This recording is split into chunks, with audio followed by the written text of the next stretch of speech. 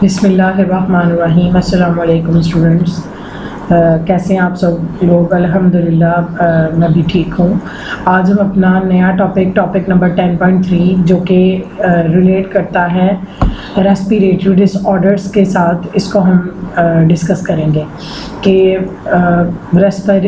इंसान को रेस्पिरेशन के अकॉर्डिंग या रेस्पिरेशन के हवाले से कौन कौन सी बीमारियों का सामना करना पड़ता है। ठीक है, there are number of respiratory orders which affect people. The percentage of such orders is particularly high in Pakistan. It is due to the more concentration of air pollutants, not only in the urban but also in the rural atmosphere. Some of the important respiratory disorders are described next. यहाँ पर बेटा उन्होंने explain किया है कि पाकिस्तान के अंदर ऐसे लोग जिनको रेस्पिरेटरी डिसऑर्डर्स फेस करना पड़ते हैं, उनकी जो रेशो है, उनकी जो तादाद है, दैट इज़ हाई। ये ऐसा क्यों होता है? क्योंकि पाकिस्तान में जो हमारी एयर है that is not, it is very polluted air. और शहरों में अगर हम शहरी आबादी की तरफ मूव करते हैं तो शहरों में जब हम आते हैं तो वहाँ पर हमारी जो हवा होती है वो बहुत ज़्यादा आलूदा होती है, क्योंकि हमें पता है कि शहरों में व्हीकल्स, गाड़ियाँ वगैरह और इसके अलावा जो ऑटोमोबाइल से चलने वाली चीज़ें हैं, रिक्शास वगैरह, और इसके अलावा फैक्ट्रीज़ वगैरह जो हैं वो काफ़ी तादाद में होती हैं, जिसकी वजह से एनवायरनमेंट जो है वो बहुत ज़्यादा पल्यूट होती है। और क्या होता है कि यहाँ पर इन एरियाज़ में, शहरों में लोगों को बहुत ज़्यादा इस चीज़ का सामना करना पड़ता है।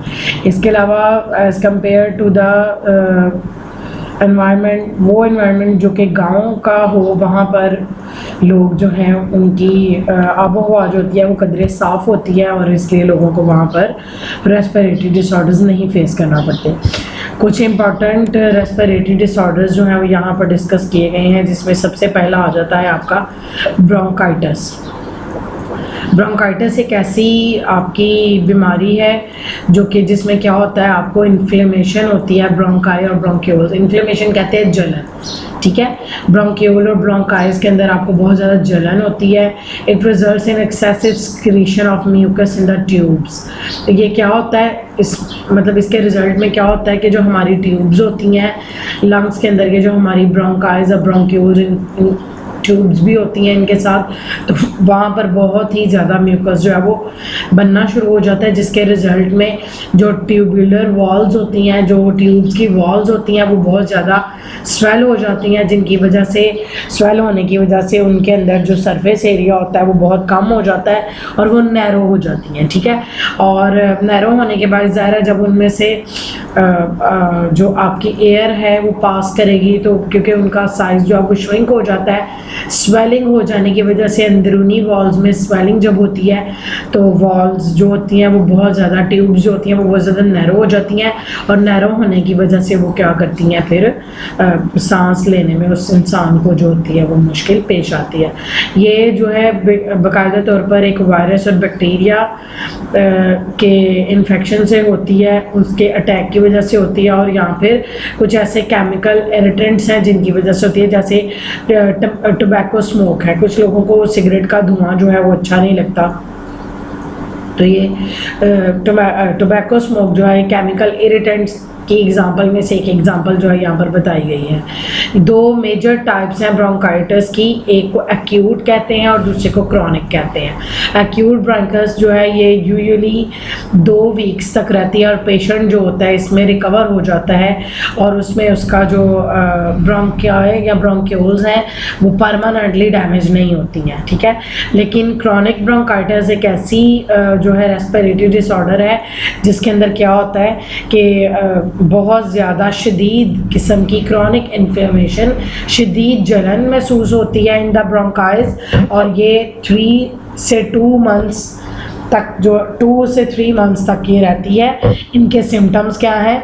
Symptoms of bronchitis includes a cough, खांसी होती है, माइल्ड वीजिंग मतलब सांस लेने के साथ सीटी की आवाज़ का महसूस होना, फीवर बुखार रहता है, चिल्स ठंड लगती है एंड शॉर्टन्स ऑफ ब्रेथ। और इसके अलावा सांस जो है वो मुकम्मल भरपूर नहीं आती, यानी कि आपके लंग्स को एक बहुत हार्ड जॉब करना पड़ती है सांस लेने के लिए specially.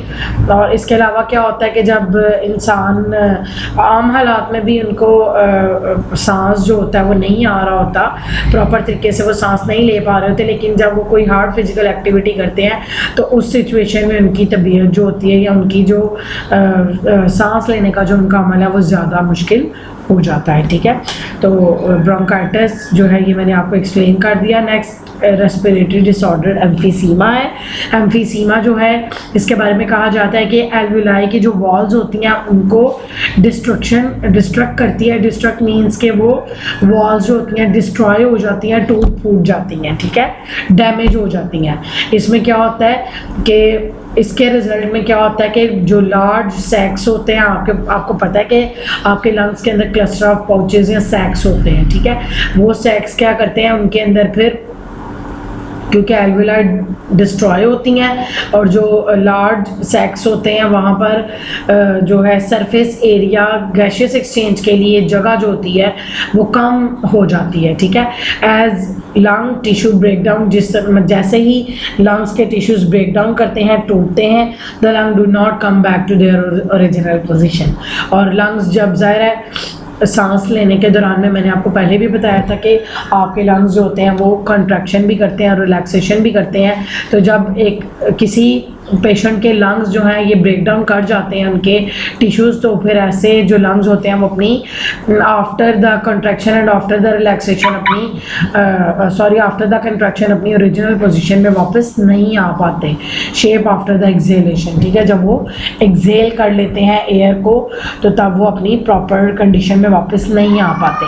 So air can not be pushed out, और इस तरह से एयर जो होती है वो इजीली पुश नहीं हो पाती है बाहर की तरफ। कौन सी एयर नहीं पुश हो पाती? जो कि ऐसी एयर है जिसके अंदर कार्बन डाइऑक्साइड मौजूद है।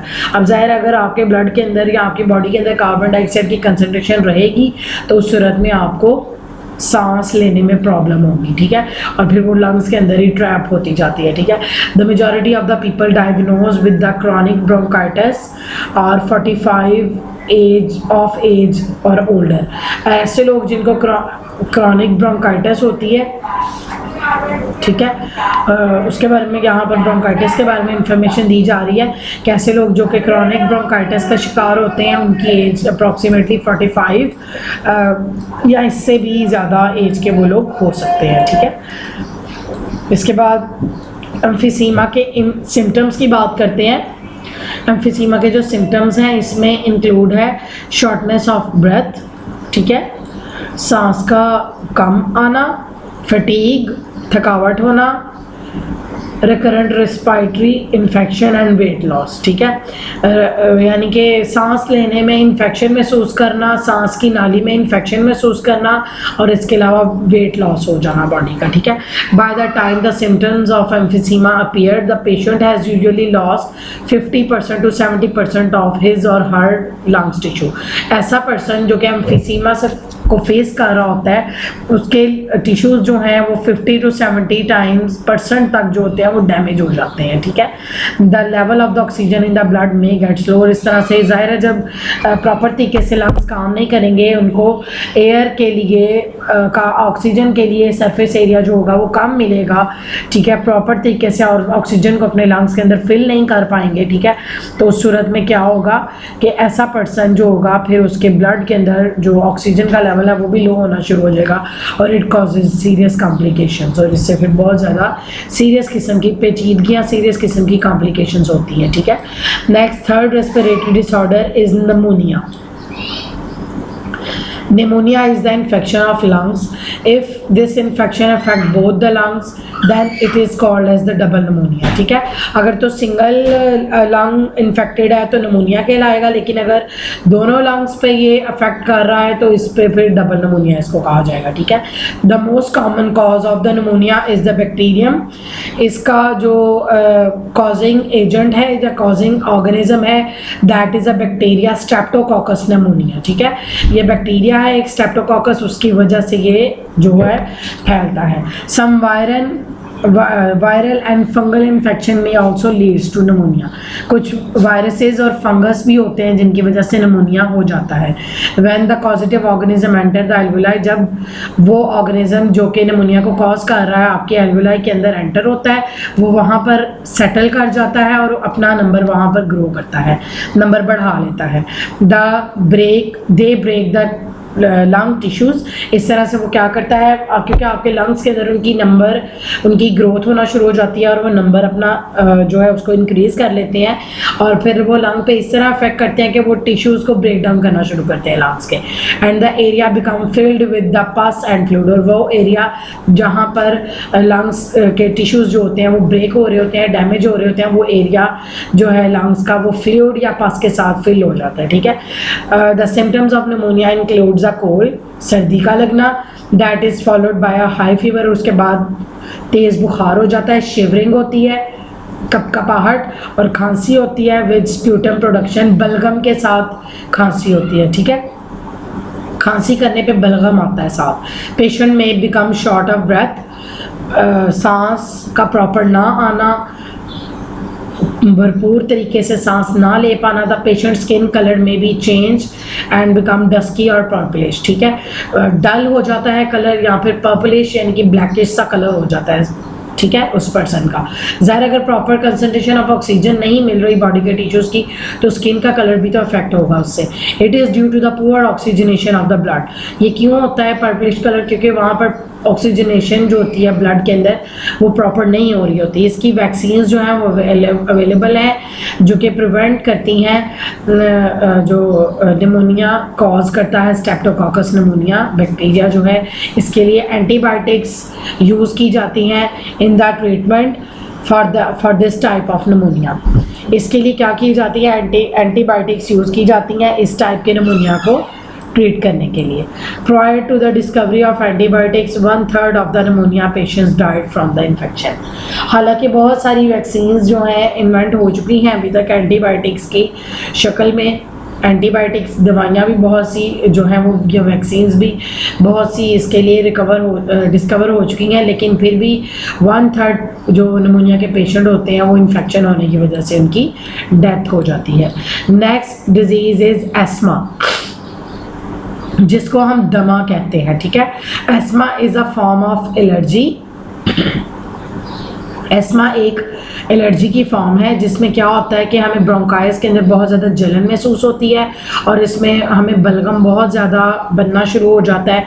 और बलगम बनने की वजह से, क्योंकि हमारे ब्रोंकाइस के अंदर वो बलगम जमा होता है और वहाँ पे फिर हमारी जो एयर वेज हैं या एयर गुजरने के जो हमारे रास्ते हैं वो नैरो हो जाते हैं due to the presence of the mucus over there. ठीक है, in asthma patients the bronchi and the bronchioles become sensitive to different allergens, allergy causing factors. इस सूरत में क्या होता है कि ऐसे पेशेंट्स जो कि एस्मा से दो चार होते हैं या एस्मा से सफ़र कर रहे होते हैं, उनकी जो ब्रोंकाइज होती हैं या ब्रोंक्यूल्स होती हैं वो बहुत ज़्यादा सेंसिटिव हो जाती हैं. कोई भी मतलब बाहर से फैक्टर है जैसे डस्ट, स्मोक, परफ्यूम या फिर पोलन्स वगैरह, ये इनको बहुत ज़्यादा एलर्जी कॉज करते हैं. When expose to any of the such allergen, जब भी इनके सामने इनमें से कोई भी एलर्जन आता है जिनसे उसको एलर्जी है, the sensitive airways shows immediate and excessive response of construction. और जो इनकी कह लें कि जो ब्रोंक्यूल्स हैं या ब्रोंकाइज हैं वहाँ पर एलर्जन जो है वो बहुत ज़्यादा जल्दी इफेक्ट करते हैं उनके ऊपर और उनको जो है एक्सेसिव कंस्ट्रक्शन होना शुरू हो जाती है, यानी कि सांस लेने में प्रॉपर उनको वहाँ पर प्रॉब्लम होना शुरू हो जाती है, कंस्ट्रक्शन होती है. ठीक है, in this condition the patient feels difficulty in breathing. इसमें क्या होता है कि पेशेंट जो होता है वो बहुत ज़्यादा मुश्किलात का सामना करना पड़ता है पेशेंट को सांस लेने में। The symptoms of asthma very person to person. Asthma के जो सिम्टम्स हैं वो एक पर्सन से दूसरे पर्सन तक मुख्तलिफ हो सकते हैं। The major symptoms include shortness of breath, अपनी जो है सांस प्रॉपर तरीके से ना आना, स्पेशली विद एक्सर्शन और एट नाइट, रात के वक्त ज़्यादातर ये होता है, इस तरह के प्रॉपर तरीके से सांस नहीं लिया जाता। वीजिंग साउंड, वीजिंग ऐसी साउंड जब सांस आप लें तो साथ सीटी की आवाज़ सुनाई दे, ऐसी साउंड को वीजिंग साउंड कहते हैं, ठीक है। कफ, खांसी बहुत ज़्यादा होती है। और चेस्ट टाइटनेस, चेस्ट में दर्द होती है। The chemical with ability to dilate the bronchi और bronchioles are used in the treatment of asthma. Such medicine is give in the form of inhalers. और ऐसे पर्सन जो होते हैं वो मेडिसिन यूज़ करते हैं, लेकिन उनके जो मेडिसिन होती हैं these are in the form of inhalers.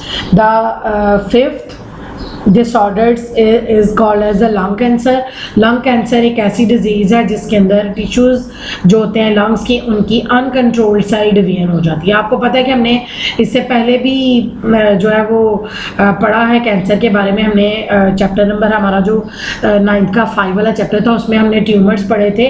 Cancerous sales जो होते हैं जिनको ट्यूमर्स कहा जाता है, वो क्या होता है कि जब किसी बॉडी पार्ट की अनकंट्रोल्ड डिवीजन होती है तो वो फिर वहाँ पर कैंसेरियस सेल्स बनाते हैं जिनको ट्यूमर्स कहा जाता है।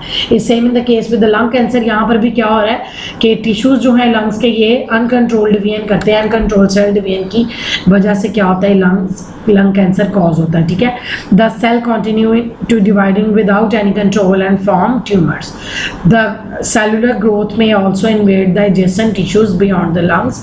The most common symptoms are shortness of breath, coughing, ठीक है, और इंक्लूडिंग कफिंग ऑफ ब्लड, ठीक है। जब खांसी आती है तो उसके साथ ब्लड भी आता है और वेट लॉस, इसके साथ बॉडी का वेट बहुत ज़्यादा लॉस होना शुरू हो जाता है।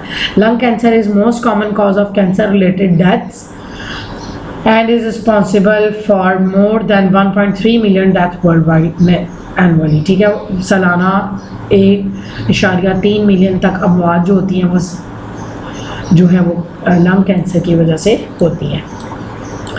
इसका जो मेन कॉज है कैंसर का, इसके अंदर कार्सिनोजेंस इंक्लूड्स हैं such as those in the cigarette smoke, ionize the radiation and viral infection. ये 2-3 चीज़ें इन्होंने बताई हैं। सबसे पहले कार्सिनोजेंस के बारे में कहा गया है, रेडिएशंस के बारे में कहा गया और कुछ वायरल इन्फेक्शन कहा गया, ठीक है। उसके बाद नेक्स्ट हम बात करते हैं कि इसके जो स्मोकिंग के बारे में कहा जाता है कि स्मोकिंग जो है ये लंग कैंसर का मेन कॉज है, ठीक है। This risk of the lung cancer is significantly lowered in non smokers, ठीक है। जो स्मोकिंग करते हैं उनके अंदर लंग कैंसर की शरह जो होती है वो ज़्यादा होती है as compare to the normal person जो कि सिगरेट या स्मोकिंग का अमल नहीं करते हैं। Cigarette smoke contains over 50 non carcinogens. अब कार्सिनोजेंस इतने ज़्यादा डेंजरस हैं जो कि क्या करते हैं, स्किन कैंसर जो लंग कैंसर है उसको कॉज करते हैं। और there are about 50 non carcinogens जो है वो मौजूद है सिगरेट के अंदर, सिगरेट स्मोक के अंदर। पैसिव स्मोकिंग, अब पैसिव स्मोकिंग एक ऐसी स्मोकिंग है जिसमें एक बंदा खुद तो स्मोकिंग नहीं कर रहा लेकिन वो किसी ऐसी जगह पे बैठा हुआ है कि जहाँ पर कोई दूसरा जो है पर्सन वो स्मोकिंग कर रहा है और उस स्मोकिंग की वजह से उसका जो धुआं है वो उस पर्सन तक पहुंचा है, तो ऐसी स्मोकिंग क्या कहलाती है, पैसिव स्मोकिंग कहलाती है। The inhalation of the smoke from the other smoking is also a cause of lung cancer. The smoke from the burning end of a cigarette is more dangerous. जो बिल्कुल किनारे वाला and रह जाता है वहाँ पर से जो सिगरेट का स्मोक निकलता है वो बहुत ज़्यादा डेंजरस होता है than the smoke from the filter end. Eliminating tobacco smoking is primary goal in the prevention of the lung cancer. Tobacco smoking जो है ये एक मेन जो है वो वजह है किसकी,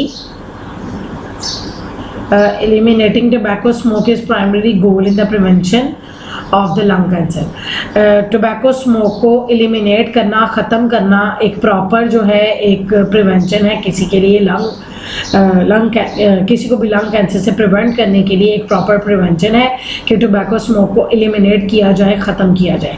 the world health organisation has called for the governments to stop tobacco advertising to prevent young people from taking up smoking. ठीक है, हमारी जो वर्ल्ड हेल्थ ऑर्गेनाइजेशन है ये बहुत सारा काम ऑन द गवर्नमेंट बेस करती है ताकि लोगों को अवेयरनेस दी जाए टोबैको स्मोक या टोबैको या फिर इसके अलावा स्मोकिंग से बचने के लिए। लेकिन उसके बावजूद हमने देखा है कि बहुत सारे लोग ऐसे होते हैं जो कि स्मोकिंग करते हैं, लेकिन हालांकि ये हमारी हेल्थ के लिए इतना ज़्यादा डेंजरस है कि आपकी बुक में बेटा नॉर्मल लंग्स और जो इन्फेक्टेड लंग्स हैं उनका फ़र्क जो है वो वाज़ह तौर पर दिखा दिया गया है। ठीक है, तो ये वही बात है कि अपने पैसों से हम अपने लिए क्या करते हैं, जहर खरीदते हैं। ठीक है, और अपनी सेहत की परवाह नहीं करते।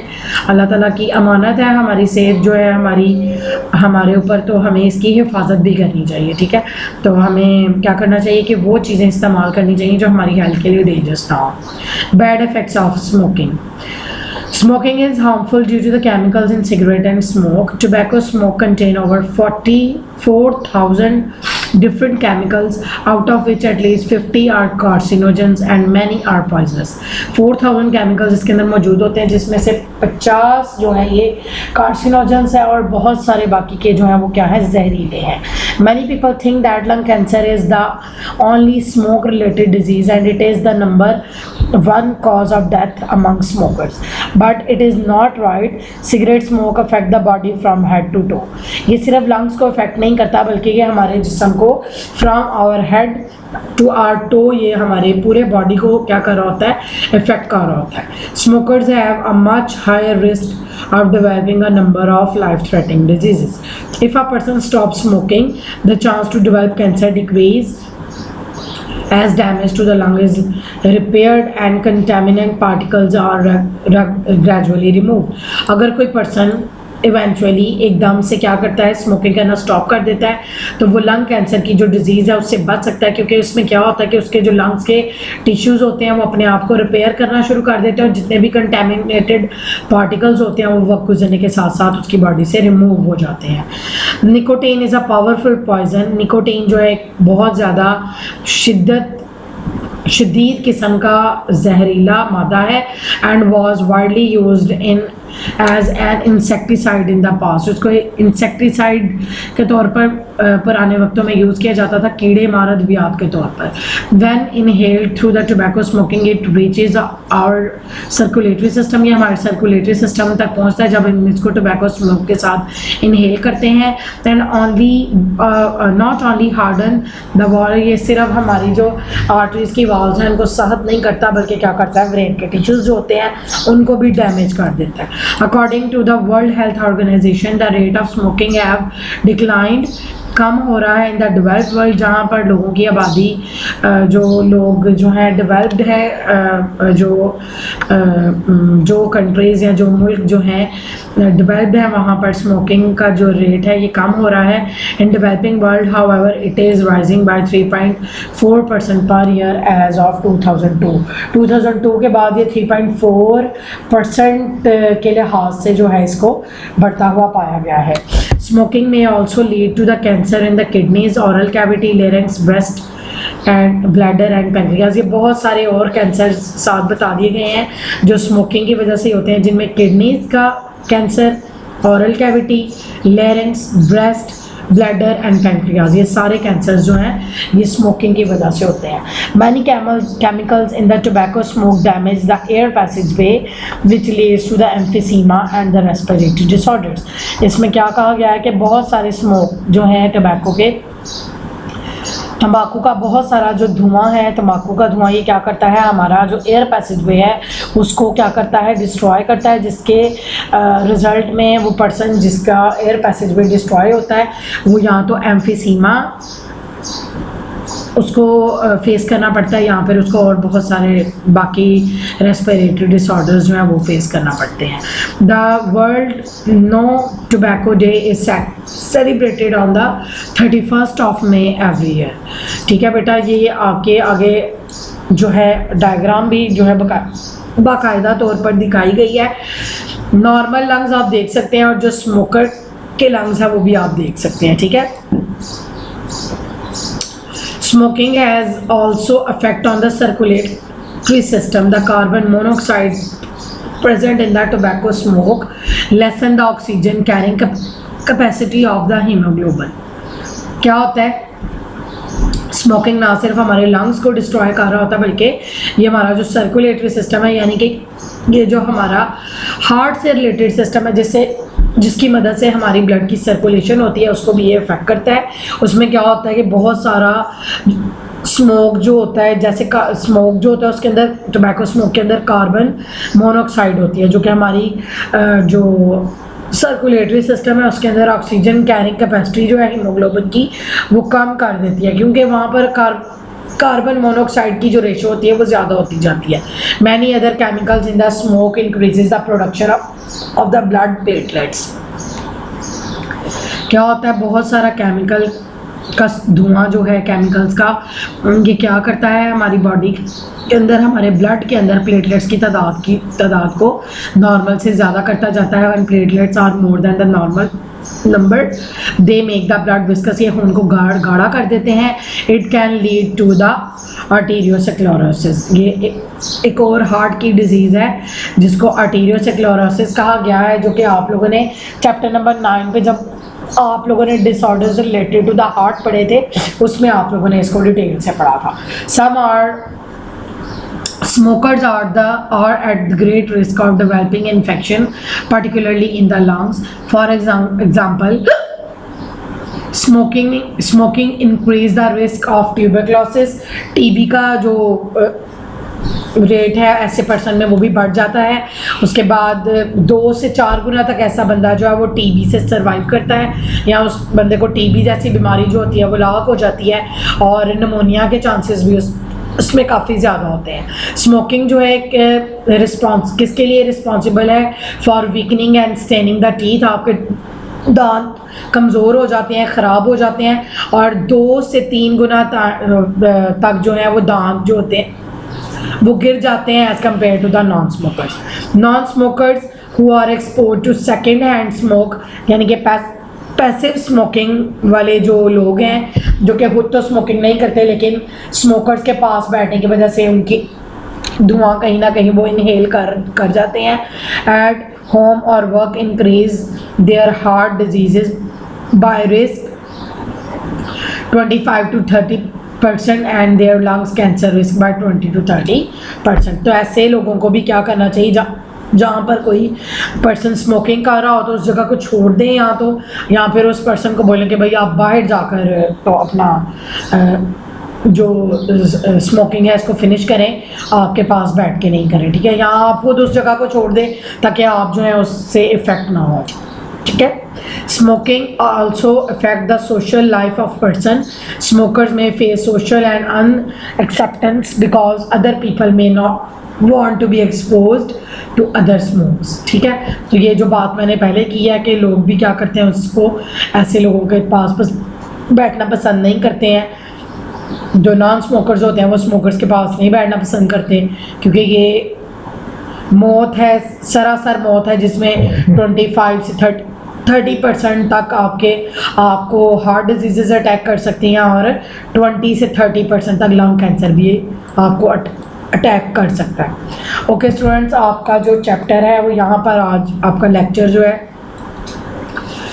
रेस्पिरेटरी डिसऑर्डर्स का, ये आपका लेक्चर यहाँ पर फिनिश हो गया है। इंशाल्लाह नेक्स्ट लेक्चर में हम इसकी एक्सरसाइज आप लोगों के साथ डिस्कस करेंगे और आपको इसकी बुक एक्सरसाइज जो है वो एक्सप्लेन करेंगे, ठीक है। तब तक के लिए अपनी मैम आमना रऊफ़ को इजाज़त दीजिए।